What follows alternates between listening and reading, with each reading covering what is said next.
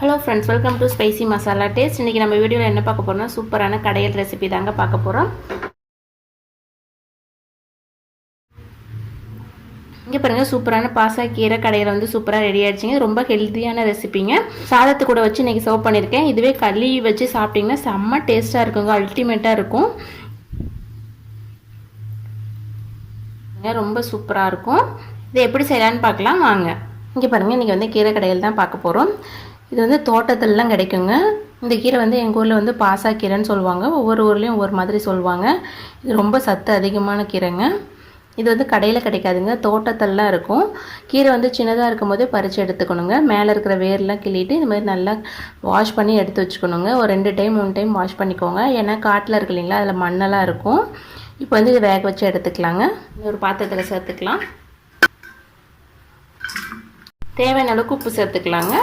தண்ணி வந்து கொஞ்சம் சேர்த்துக்கலாம்.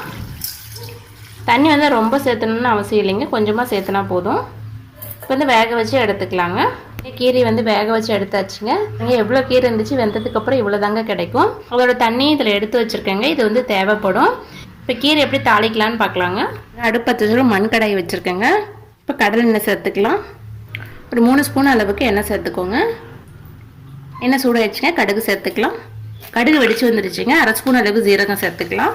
சீரகமும் வெடிச்சு வந்துருச்சுங்க. வெங்காயம் வந்து சின்ன வெங்காயம் கட் பண்ணி வச்சுருக்கேன், அதை சேர்த்துக்கலாம். 5 பல் பூடு தட்டி வச்சுருக்கேங்க, அதையும் சேர்த்துக்கலாம். 2 கொத்து கருவேப்பிலை சேர்த்துக்கலாங்க. கலந்து விட்டுக்கலாம். மிளகாய் வந்து உங்கள் காரத்துக்கு தகுந்த மாதிரி சேர்த்துக்கோங்க. கீரைக்கு வந்து சின்ன வெங்காயம் சேர்த்தா ரொம்ப டேஸ்ட்டாக இருக்குங்க. அப்படி இல்லைன்னா நீங்கள் பெரிய வெங்காயம் கூட சேர்த்துக்கலாம். வெங்காயம் வந்து நல்லா வதங்கி வரட்டுங்க. ஆனியன் வந்து வதங்கி வந்துருச்சுங்க. ஒரு தக்காளி எடுத்து கட் பண்ணி வச்சுருக்கேன், அதை சேர்த்துக்கலாம். தக்காளியும் நல்லா வதங்கி வரணுங்க. இதில் கொஞ்சமாக மஞ்சத்தூள் சேர்த்துக்கலாங்க. லைட்டாக உப்பு சேர்த்துக்கலாங்க. நம்ம கீரை வேக வைக்கும் போது உப்பு சேர்த்துருக்கோம். தக்காளி வேகிறதுக்காக நம்ம வந்து கீரை வேக வச்சோம் இல்லைங்களா, அந்த தண்ணியவே கொஞ்சமாக சேர்த்துக்கலாங்க. தக்காளி நல்லா வெந்து வரட்டுங்க. இங்கே பாருங்கள், தக்காளி நல்லா வெந்து நல்லா மசிஞ்சு வந்துருச்சுங்க. இந்த ஸ்டேஜில் வேக வச்ச கீரையை சேர்த்துக்கலாங்க. விட்டுக்கலாம். கீரையை கடைஞ்சி எடுத்துக்கணுங்க. நான் மத்து வச்சு கடைஞ்சி எடுத்துக்க போகிறேன்.